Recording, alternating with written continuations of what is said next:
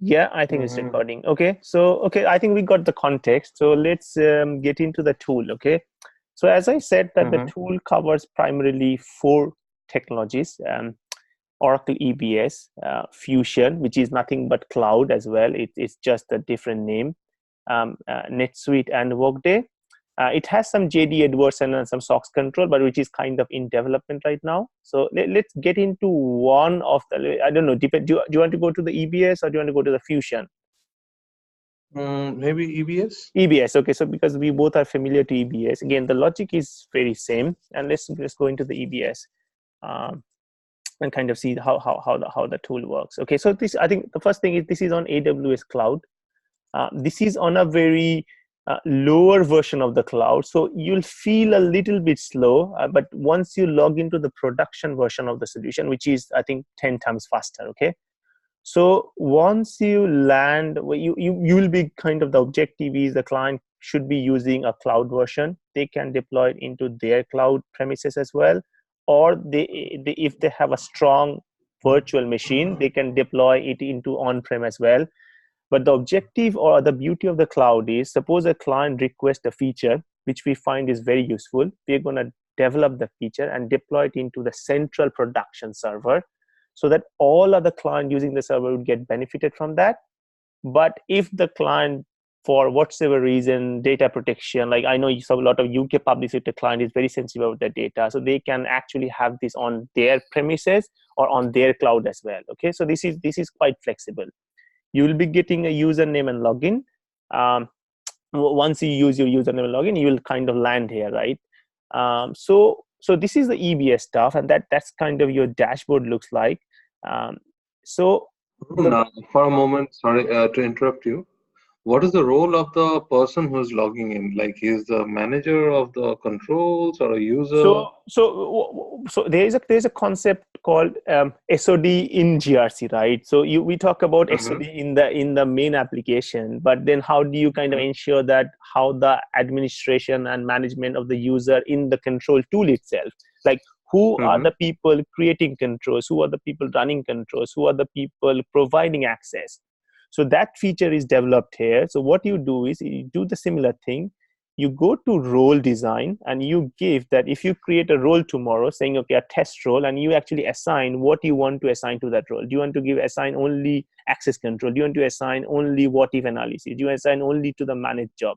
So you can define different level of access for different user, and depending on that, when people log in, they'll be able to see which part of the tool.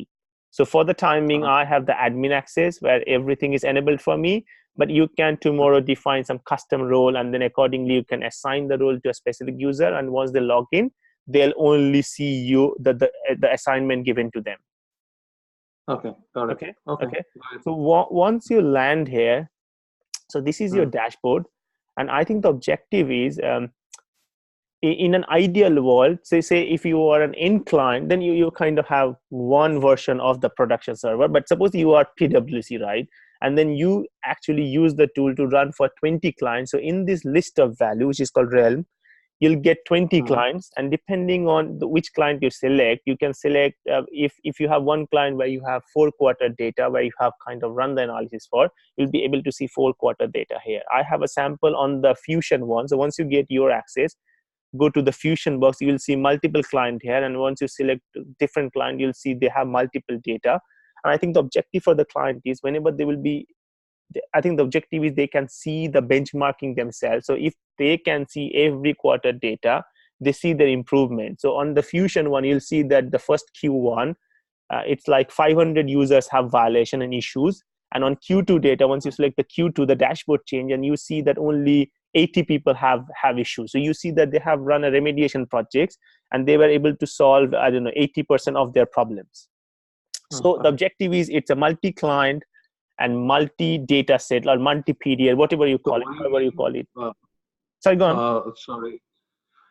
So for the data source is actually a snapshot when you took on the snapshot of the system, and on that snapshot, what was the result of the various compliances of the transaction and the violations? That's what you mean by That, the data source for a given realm, is it? That is correct, but there are actually two ways of doing that. One is a traditional way where you have your typical SQL query and instruction sent to a DBA. They'll run it and they'll pass it on to the data, and you come and upload it here.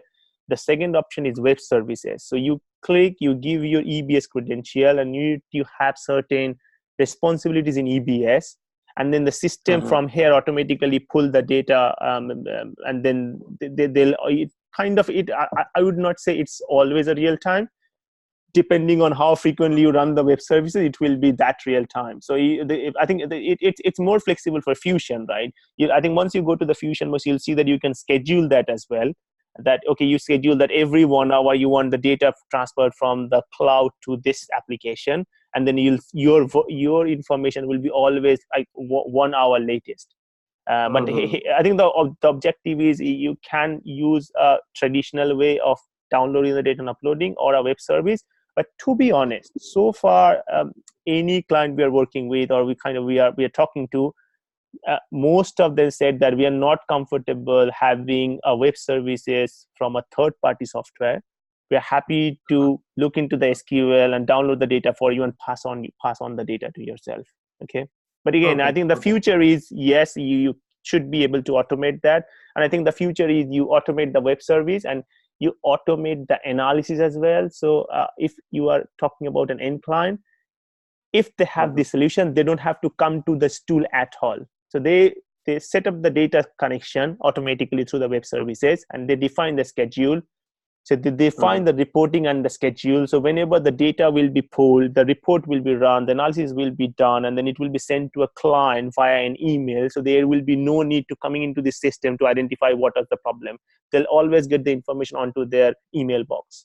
But again, that's an ideal world. But so far, we got feedback from clients. Okay, no, we are not comfortable having this third-party software to be connected into our production.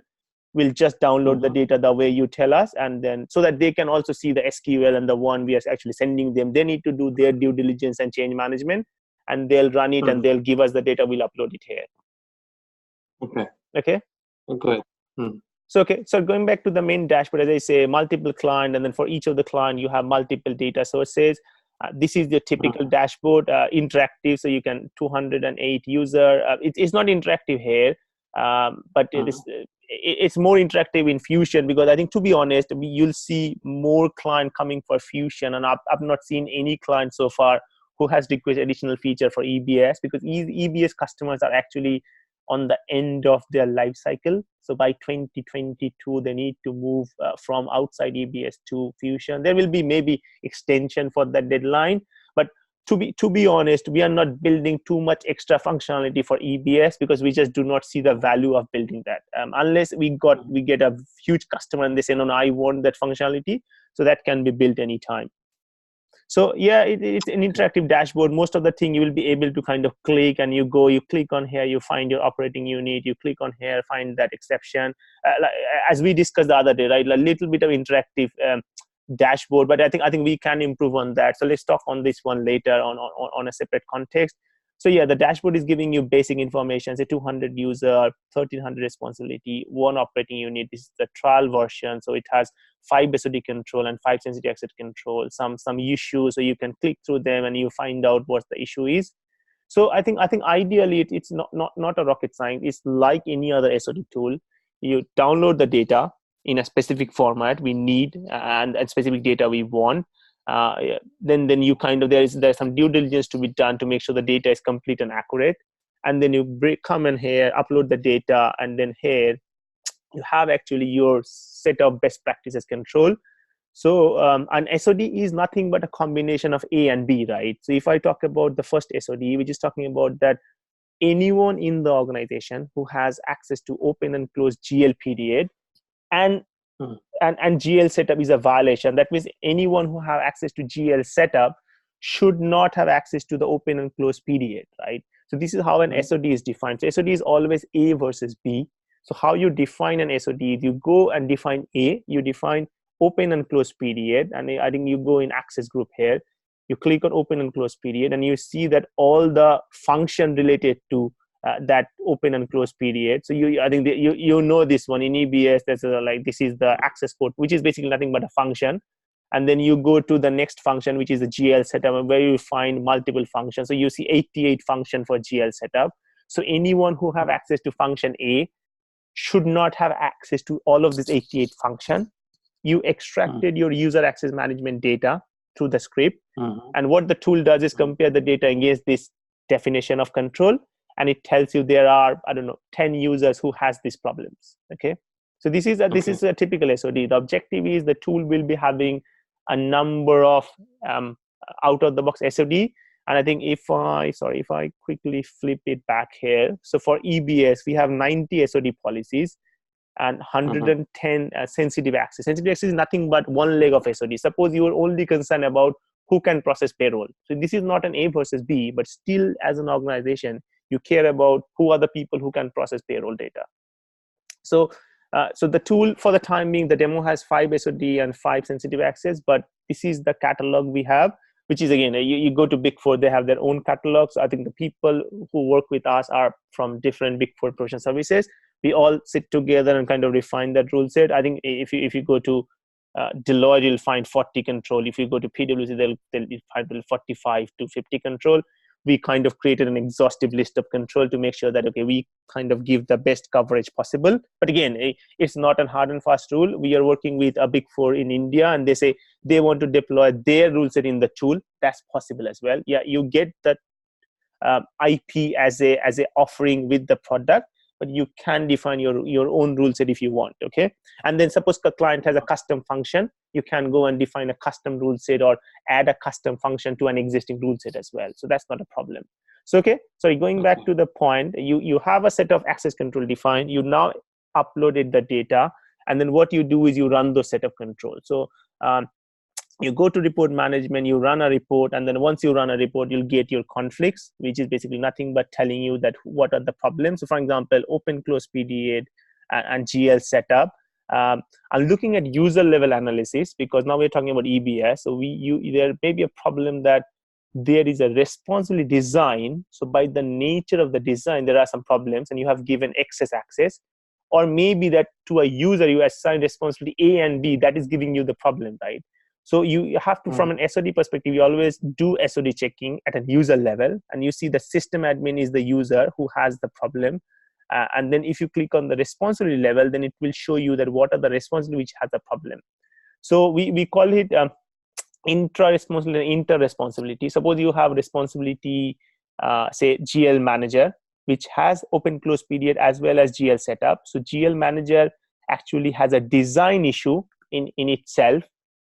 So then if I talk about the remediation part, which is the beauty of the tool and our offering as well, that we can tell the client that either you redefine the GL manager, remove some of the excess function which you have provided, or the second possibility is you actually assign a responsibility which is very clean with another clean responsibility, but the combination has created a problem.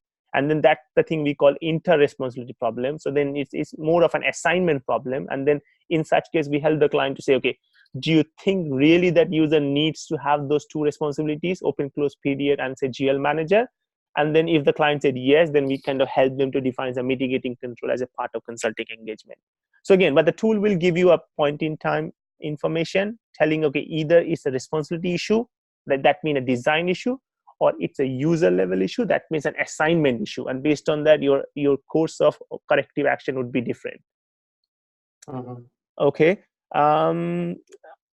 Okay, so I think in a very simple context, this is what the tool does. You have a set of best practices, rule set defined, you upload the data, you compare, and it gives you the problem. There are some of the other features which I want to mention here. So we are trying to build the tool as a part of an IDM tool. So there is a concept of what if analysis, which is nothing but a user provisioning functionality. Suppose in your organization, you have clear SOD defined, and I joined your team and you request some access from me, and you said actually, you asked your IT that actually Arun should have access to purchasing and he should have access to payables manager. So before assigning myself the purchasing and payables manager responsibility without such tool, what the provisioning manager would do is basically, from his experience, he know that this responsibility may or may not go together. Or the other thing he can do is he has to look into the thousands of functions inside the purchasing responsibility, thousand function against the payables manager responsibility, and compare manually that would that create any SOD problem. But the tool is actually extended to a IDM API, so that it can be extracted. And once you assign, and this will tell you that actually don't give Arun access to procurement and payables, otherwise it's going to create a conflict violation. The name of the conflict is create payer and create vendor. Okay, so as I say, it is more of a provisioning functionality, but I've seen a number of organizations struggling in that case, where they say, actually, we have a matrix, but our provisioning manager is struggling to follow that matrix because it's not automated. Or the person who knew what can or cannot go together has left the organization, or they say simply that it's become too complex, and we kind of, suppose in terms of acquisition and merger, right? You got 20,000 employees transferred from another system to here. How do you manually run the information or such exercise for 20,000 employees? You have to have an automated tool to do that. We are working for a client in the US where we have extended this part of the functionality through an API, through an IDM solution. So whenever they're requesting some responsibility in EBS, it is coming here, even if it's approved by the line manager, it's coming here, checking here, putting the responsibility by a bot, telling, okay, can I put those 5 responsibility and see if there's a conflict? And the bot, if the bot gives them any results, and then they say the responsibility is rejected because this is the result, or if the bot says, okay, so if I put purchasing and say, I don't know, let's try some HR, okay? Hopefully it will not be a conflict. And when you have purchasing and HR web administrator, it said no conflict found for purchasing web manager, then the bot return is a success, and the user is provisioned and the access is created. Make sense so far? Yeah, makes sense. Okay, nice. Okay. What else? Exclusion condition. It is nothing but kind of some exception condition. Suppose in your organization you have Accenture running your shared service center, right? So in such case, you have people processing conflicting functions. So you have people who are processing invoice, who are creating vendors, who are processing payments. So you know those Accenture, those 80 or 5 or 100 or a million Accenture people will come on the exception.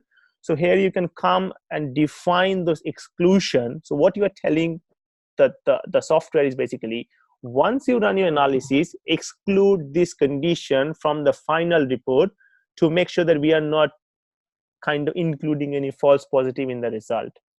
So a typical example is you have a CFO, you kind of assign most responsibility to him. So you don't want your CFO to appear on the exception report. You have a dedicated management team, which kind of you don't want to appear. You have internal audit, you have external auditor coming in, you have Accenture Manual Shared Service Center, you have your head of IT. So any exclusion condition you have, you can define it here that should be excluded from the analysis. Okay, but this is more of a reporting purpose. I think I would recommend for the first time run it for everyone, and then from the first result you'd see that what you want to define as an excluding control for the subsequent run. Okay. What else? So we talked a little bit about the reporting. So yeah, you go to the reporting, you run the report, and you get what you're looking for. The other option is you can schedule it. So there are like multiple report. I don't know if you remember our PwC days, we were very concerned about AZ and menus, which is nothing but a navigator tab. So it gave access to a lot of people, extra access which people didn't know actually they have. But anyway, there are a lot of flexible report available. They can be used for ITGCs, they can be used for audits, they can be used for reconciliation, a number of things. And all of the report you can either run or you can schedule. So yeah, you can go and schedule it for a specific period of time, and then it's going to repeat. So you say this report should run every week, because suppose your control says that you need to run a specific report every week and review that. So then you all the time, you don't have to come here and run the report. You can schedule that report. And for Oracle Cloud, you even can schedule it and send it to email to someone, which is not a functionality available for the EBS. But again, I encourage you to get into the Oracle Cloud as well after you are familiar yourself with the EBS, just to understand. But again, the logic is very same, but there is another additional functionality for you to kind of go and send the report to someone in an email, which kind of helps organization who kind of run a lot of compliance reports, so they don't have to always come here to get the output. The output is actually delivered into their email box. Okay. What else? Yeah, so I think that the last feature which I want to talk about, and I'm going to borrow a Big Four term as well. I'm not going to tell you which Big Four it is. So whenever they run an SOD analysis, and in my past experience as well, so I went to a client telling, actually, I was talking to a head of HR, which is a very, very, very supporter of mine till date. I'm trying to pitch for some work with him. So I talked to him telling, okay, in your organization, there are 21 people, and here is the list, who has access to create employee and process payroll. So what does that mean? And the risk is that those type of employee or those set of employee can actually create a fictitious employee and process a payroll for them and keep paying them or their relative or their friend or their buddies some money through a fraud process. And he gave me a fair challenge, telling, okay, Arun, no, I completely understand that these are the 21 people, but most of the people need the access. Can you tell me what they have created and violating that principle? So can you give me all the instances where this employee is actually created the employee as well as processed the payroll for them? And I didn't have a clue, because none of the Big Four tool actually did that.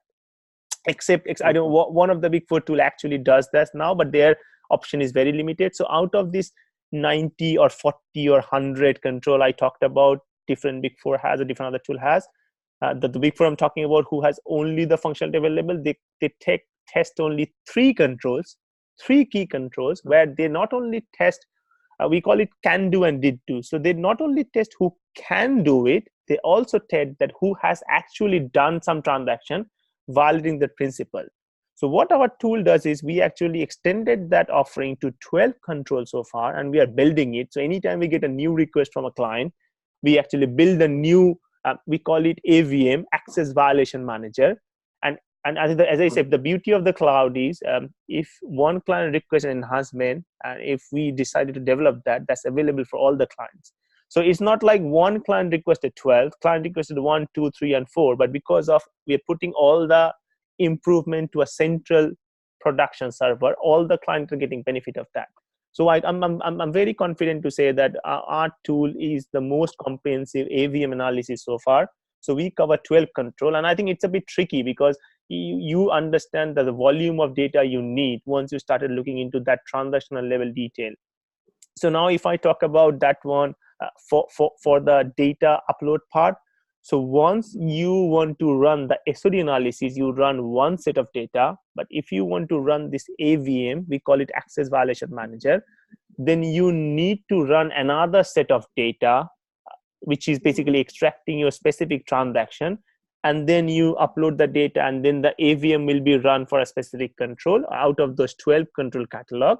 And then you'll see that who are the people who has violated those transactions as well, which becomes hugely insightful for organization who say, okay, I really get the point that yes, these 22 people definitely shouldn't have that, but I'm not sure why an IT person has actually created an employee and processed the payroll. And that becomes hugely useful information for organization to go and follow up. Yes. Silly question perhaps, Arun. The bunch of reports that you're showing up here in terms of user conflicts or various segregation of duties, I'm just wondering, what if some customer tells that, okay, I don't need this tool, why don't we build these same bunch of reports as custom reports inside the eBusiness suite?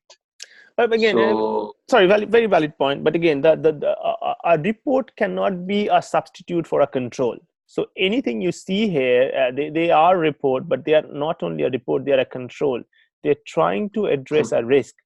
So a difference between a reporting control and a report means that once you run a report, suppose you run a report about, okay, who has, so you run a report that manual invoices over $10,000, right? You get 7 manual invoices which are over $10,000. This is your report, and you decide what to do with the report. But if you run that report as a control, that means you have to have addressed each of the line from a compliance perspective. So you have to actually go and find out those 7 invoices and see why Mhm. they are created manual invoices, why they are more than $10,000, why they have not gone through approval. And you have to define your justification for each of them, because the regulator, the internal audit, and the audit will ask you the same question. So all you see here is definitely report, but they are not just a report. They are actually a reporting control, which is finally actually addressing a risk from an organizational risk register. So if you think that if there is a report which is not addressing a risk, which is just an information, then actually that's a report. We should be dropping it from here and putting it into the EBS. Okay.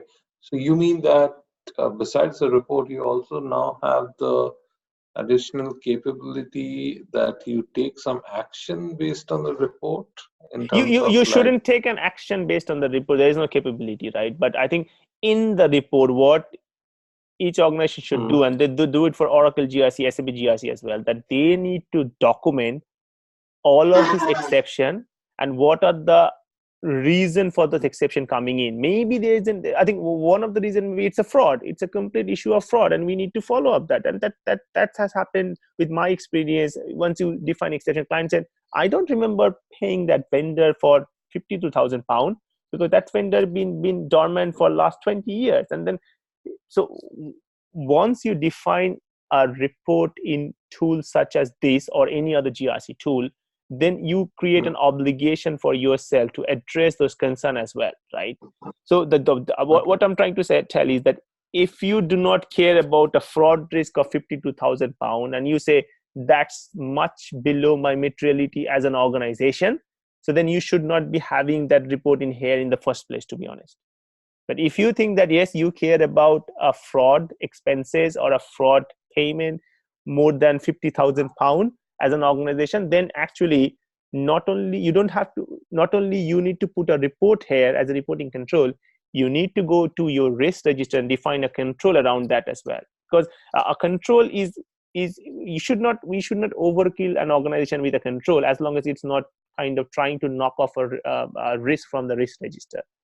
So yes, anything you see here, it's nothing but a report, right? So we have the information. The information is actually pulled from EBS. We just compare it just to tell if it's right or wrong to the good practices. But other than that, we have not added any value other than that. But this can be built into EBS. There are some similar report available to this one, but again, these reports are specifically focused on addressing a specific risk the organization is trying to mitigate. If they are not, then I would say, why having it here? Drop it from your version of production. Okay,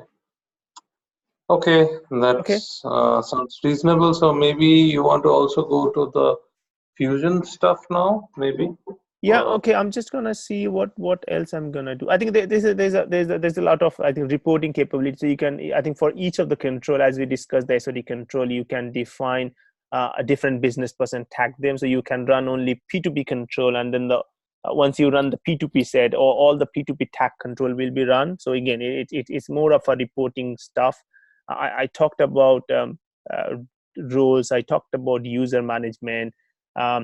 So yeah, let's go to the Fusion one. But again, Fusion is nothing but again, the logic is very similar. Apart from user and responsive level, is more of a user and role definition. And I think you'll find the UI, the interface is much more interactive, because that's kind of where our initial focus is, until the focus is. So you'll find, so for example, I told you that we have multiple customer here, and that's my customer, which I used for demo. You got my customer selected here, and you can see their Q1 data, and you see they have 598 user conflict. And if you move to the Q2 data, you see actually they're kind of improving, because we are actually helping them on a remediation exercise. Other stuffs are quite similar. You have your access control defined. So rather than your function, you call them privileges here. So yeah, you go to the asset transaction, which is one leg of the SOD, as we discussed, which has 97 privileges defined here. I think that the better tool, the better SOD tool you look into, you'll see those list of privileges very exhaustive. As you say, well, all of us have worked in Bigfoot different capacity. We all developed certain tool like this in our career. So we kind of all came together and try to refine our solution as best as we can. What else? I think, as I say, rest of the stuffs are quite similar. I think as I was telling you that I think if you go scheduling here, you'll see that there is an email address as well. So not only you can schedule a report, you can kind of tell which email address it will be delivered. I think the UI is a little bit more interactive rather than EBS. But again, to be honest, it's technically nothing different. You click on 80 user conflict and it's going to take you there. We saw that the user level, this was level conflict, right? And here as well. So I think if you click on user level, if you go to say this SOD, it is telling you which user has problem. And if you go to role conflict, you go to this transaction, it is telling you which roles has problem. Okay. So unless you have any specific question, as I say, I don't think that there is anything more to be added. And I don't know what else I can show you really, to be honest. Again, rest of the stuff is what if analysis. The what if analysis. Do you also have that in Fusion, or yes, it is available here as well. Yeah. So yeah, you put your payables. I don't know. You may not have payables. You may have some HR roles, and then you give another role. You assign. You can go on selecting 10 rows. That's not a problem. You go on and give all the rows possible. You click on check conflict, and it said no. It looked into all of them and say actually there is no conflict found for that. And if there are conflict, it will tell you that there's a conflict. And as I say, not for Fusion but for EBS, we are trying to we are actually delivering a project where we are connecting the SailPoint. SailPoint is a famous, very famous off-the-shelf IDM software for user provisioning. So SailPoint is kind of given us an API, which we kind of try to test it here. And then the API will tell what are the responsibility assignments the user are requested and approved. And then it's going to check if it has a conflict or not. And if it doesn't, then it's going to reflect that success back to SailPoint. And they're going to give the access. If they don't, and then it's approved, the request will be rejected even if it's been approved by the line manager. Yeah, we have it here. We have the access violation manager here too. We are building a configuration tracker. So do you know a product called Config Snapshot, right? Did you knew that product? No. Yes. Oh, is that a new module? No. It's a third-party software to kind of track your configuration for your cloud and EBS environment. So what we are building is we are building a version of config tracker, but we are building it for configurable control. So we define some of the key control in the financial, supply chain, projects, procurement, and HCM module. And we are going to track those configuration for any critical changes. So it's kind of a change configuration tracking tool, but Config Snapshot checks it for all configuration. We only care about configurable control, so kind of a business control. So if anyone changes the business control, it will be notified here. We are building it for a digital company in the US. And once that module is ready, we're going to implement the module in the production as well, so that any client who is using the SOD functionality, ITGC, security control for the time being, they'll get the config tracker as well. Again, we will start with a out-of-the-box rule set, but if we get client requests, they wanted to buy any specific stuff, we can build. And again, the beauty of cloud is we can bring it onto the main production, so anyone actually can use those config tracker. Okay. Now, Arun, would you like to talk about some selling points the Sentry for Fusion has over and above the risk management cloud, or some of the offerings that Oracle is selling as part of the risk management cloud, the GRC cloud? Yeah. I'm going to come to me. I'm just going to check that have we covered all the point which we kind of usually discuss with different people. So yeah, I told you that it's a multi-client, multi-run environment. So you can have one client or 10 clients, and you can have 10 of the data. Interactive dashboard. We discuss about the web service connection. That's an auto connect part, or the typical traditional way. We talk about segregation of duty, sensitive action. We talk about access violation manager. We talk about the what if analysis. We talk about reporting and scheduling. We talk about the config tracker stuff. We talked about segregation of duties within Sentry. That means you can define different roles and user. And other feature we talked as well, like we talk about it can be user level analysis and it can be responsible analysis as well. So I think in terms of what's different is the price, right? And Oracle software will cost you $500,000 over a year. Full run of Sentry would cost you £20,000. If it is not enough reason to buy, then what we're trying to do is basically we actually trying to put some machine learning and AI in the tool itself. So if you continuously hit a root cause or hit a kind of a point which is a week into your process, so rather than you trying to solve the problem, the system will tell you to kind of, this is the problem area for you. Okay. It's on the True Cloud, so yeah, so it's quite scalable. We have not found any limitation yet, but yeah, never say never. There may be some challenges which we'll face, but so far there's a number of clients using it. This one with client user from say 16,000 people to an 80,000 people client, and we have not faced, touch wood, any sort of bandwidth issue or anything. It can be deployed into an implementation mode, as we discussed, or testing, independent testing. It can be, but the biggest objective or the user, the business case for this one is a continuous monitoring of the tool. Typically, you would have in an organization someone sitting and doing the SOD and the controls rules for year and year and year. I'm talking about more than a full-time employee equivalent. Using Sentry, you'll probably pay £20,000 in a year to do it in a more automated way. I have a public sector client where they pay IBM for a number of custom report, £22,000 a month, and they have one full-time employee analyzing those reports. So you talk about £50,000-60,000 for one employment person paying. Hopefully he's not a contractor. And then you're paying IBM every month £22,000. So you're talking about in the ballpark of £300,000, which can be automated and kind of be very efficient for £20,000. And the other benefit is IBM has built a lot of static report for that client, but our tool is always up to date. So once I ask the client that when your tool was last of the 1 year's report, they say IBM built it September 2017. And it's been 1.5 years, they have not updated that. But our tool, we always proactively monitor Oracle releases, critical changes, critical patches, and security patches to reflect those changes into our tool as well. Because we have another offering, which I can discuss with you later, to related that. So we always guarantee that the tool, the version you use, the kind of IP you use, the rules that you use, the best practice you use is always up to date. Low cost of ownership, so technically no ownership at all. Yeah, we kind of take the ownership. You just pay as a managed service, and because you're paying managed service, you're sharing the cost with other customer. That's why we are giving you a bit of huge discount back to yourself as well.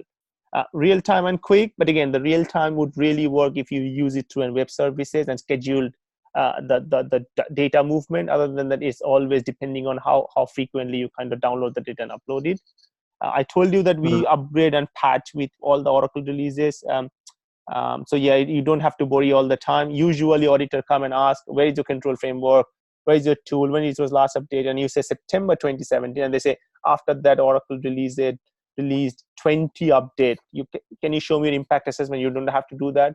If the auditor wants, we can show those impact assessment, and we can defend that position that this tool is up to date, because we are a product company. It is our objective to kind of keep the tool up and running and valid. Power of two AWS, to be honest, is scalable so far. It can be deployed on-prem as well, but again, it creates a challenge about maintaining. So you'll be running a version. Once we kind of reflect the changes into the main production version, we have to come to you and kind of roll out that specific patches. Not impossible, but I think in an ideal world, every organization, even public sector, are using a version of cloud. So why not put the solution after doing the due diligence onto your cloud version where you are very confident about your data? And I think, yeah, it's quite easy to use. I think we usually do a bit of little hand holding just to tell what it does. But there are people available. There are trainings available. There are help available. So we kind of sign an SLA where we kind of respond within 2 to 4 hours to 8 hours, depending on the issue. But again, we kind of have not encountered huge issue. Our users are mostly partner organization like Big Four and other professional services. they know the area, they maybe ask less question. From an end client perspective, there may be more questions, but we are happy to help. Nice. Okay, that was nice. Okay. Yeah. So I could Okay, understand. so okay, that's good to know. So what I'm gonna do is I think you probably have access to most of the version, if not all.